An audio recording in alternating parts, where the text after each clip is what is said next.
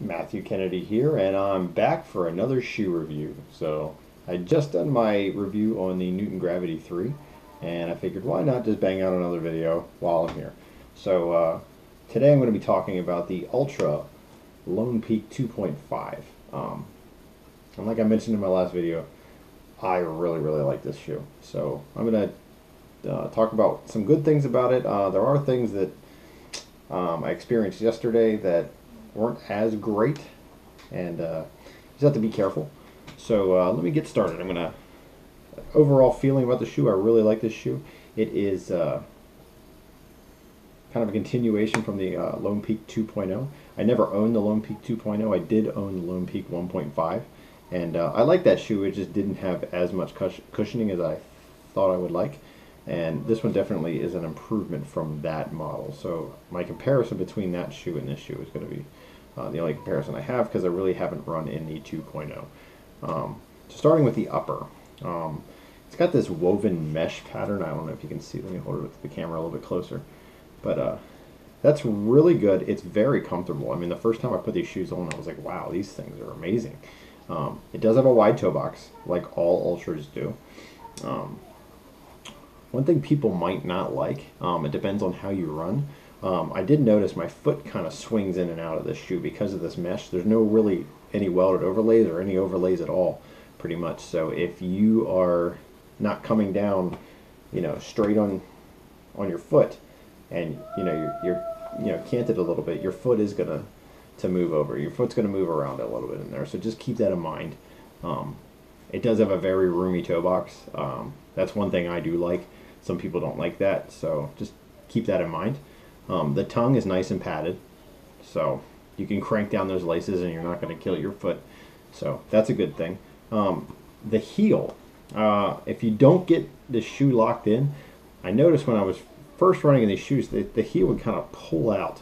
So you got to make sure you get the heel locked in. And I just use the runner's lace. If you don't know what that is, you just lace it out, then come back in the other way, and then you bring the other side through and then pull, and it kind of pulls the shoe in around your ankle. So I also have YouTube videos on it if you want to know what the runner's lace is. So the upper on the shoe for me is great. Again, when I land, I'm pretty flat, so I'm not canted either way, so my foot's not really moving around in there. Yesterday I was on some pretty rocky terrain. Again, I live in Pennsylvania, where we have a lot of rocky terrain here on the Appalachian Trail, and it wasn't that bad. There were times when I was going down when it was nothing but rocks, where my foot would kind of move around a little bit, but you just take those times slowly, and yeah. So good upper. Very soft and plush on the inside. Along with the padded tongue, it's a very soft tongue. One feature I really like about is this toe guard. It's actually kind of hard. I mean, it's not super hard, but a lot of toe guards nowadays have seemed to be like those just welded overlays. And this is actually some kind of, fake leather, which, adds a little weight, but, you kick a rock, you don't feel it as much. So let's move on to the midsole.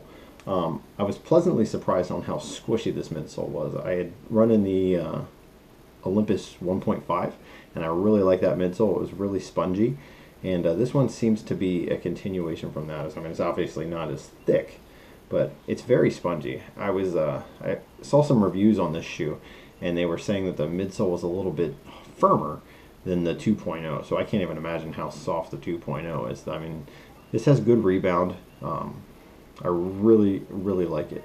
It has a dual layer midsole where you have the what they call A-bound. Ultra calls it A-bound. It's like more of a springy material, and then it has this, its EVA foam below that. Sandwiched in between the two layers is the rock plate, and this has a nice feel. I've run on some pretty jagged rocks yesterday, and I felt them, but I didn't, they didn't like poke me in the foot. They also have this plate here.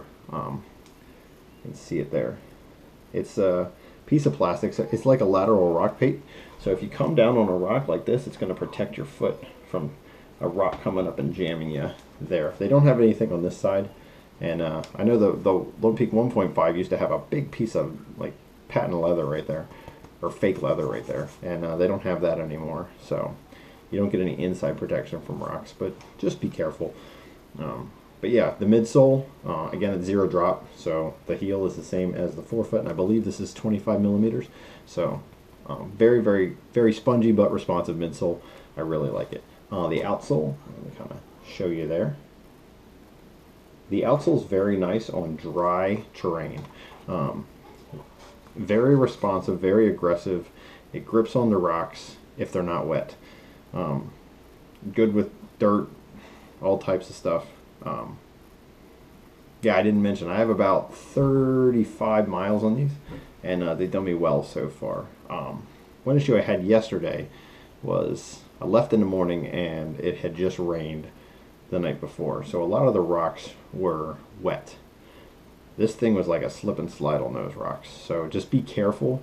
And I had to slow it down a little bit and just make sure I didn't fall on my butt. But not the best shoe on wet rocks. It's not very sticky. Throughout my run, I went up the mountain, and most of the rocks were pretty dry on top of the mountain, and the sun came out and dried a lot of the rocks on the way down. So on my way down, I definitely noticed some of the rocks that I was slipping on, I was not slipping on once they had dried off. So great grip on dry rocks, not a great grip on wet stuff. And I could say this is very similar to the Ultra Superior. That also is pretty dicey on wet rocks. So overall, the 35 miles that I have in the shoe so far, I really like it. The fit is really good.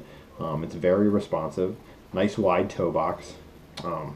Nice plush, soft EVA foam in the midsole, but it's not like you sink into it and you don't get bounce back. You definitely get bounce back.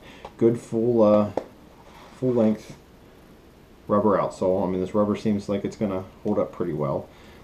I do like the lug patterns. I didn't mention that. You see how the lug pattern kind of is an X up in here, and a lot of shoes, they won't have the downhill lugs until the rear of the shoe. So this kind of brings them up front, because again, I'm more of a mid to 4 foot striker, and if I'm coming down and I don't have any of those lugs, my foot might slip sometimes. So having them in the midfoot really helps with that.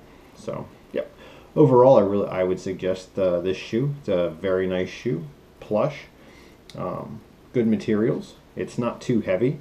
I don't have the weight on me right now, but I think it's close to 10 ounces. It's a little bit under 10 ounces, so it's not super light but not super heavy. So I think this is going to be my new go-to trail shoe. It was the Challenger ATR, but that I have a lot of miles on mine. I'm still going to run them in a little bit, but I think this is going to be my new go-to trail shoe for most of my runs. So keep a lookout for my my Injinji reviews. I think I'm going to do a sock review. I've never done a sock review, but I like Injinji socks. So definitely buy the Lone Peak 2.5. I really suggest the shoe. It's a nice shoe. If you like Ultras and you like the wide toe box 0 drop thing. If not, I would look at the Challenger ATR 2 from Hoka. It's a very similar shoe, pretty similar stack height. That shoe doesn't have a rock plate like the Lone Peak does, but it's still a very good shoe.